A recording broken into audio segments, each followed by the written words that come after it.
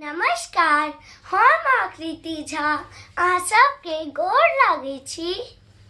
आइ हम मैथिली पुत्र प्रदीप जी के जन्मदिन के अवसर पर हुनकर लिखल गीत गाबऽ वाला छी।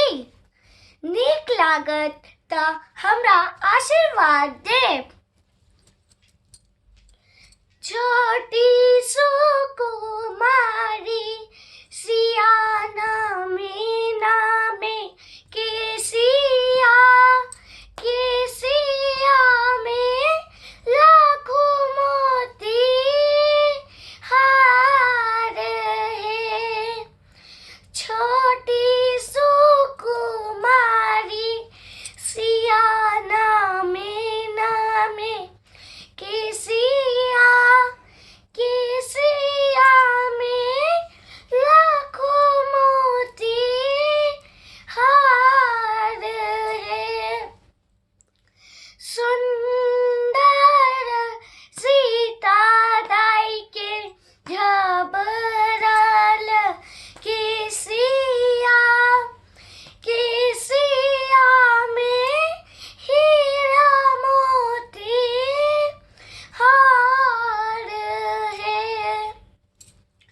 केसिया में हीरा मोती हार है। रानी सुनैना के कोरा में सिया बेटिया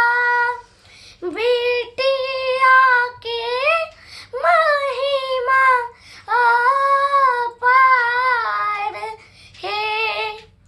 बेटिया के महिमा अपार है।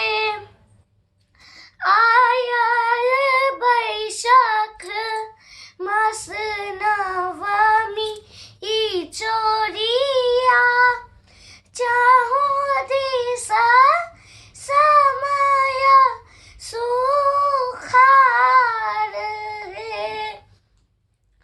चाहूं दिशा समय सुखार है। राजा जनक के दुलारी सिया बेटिया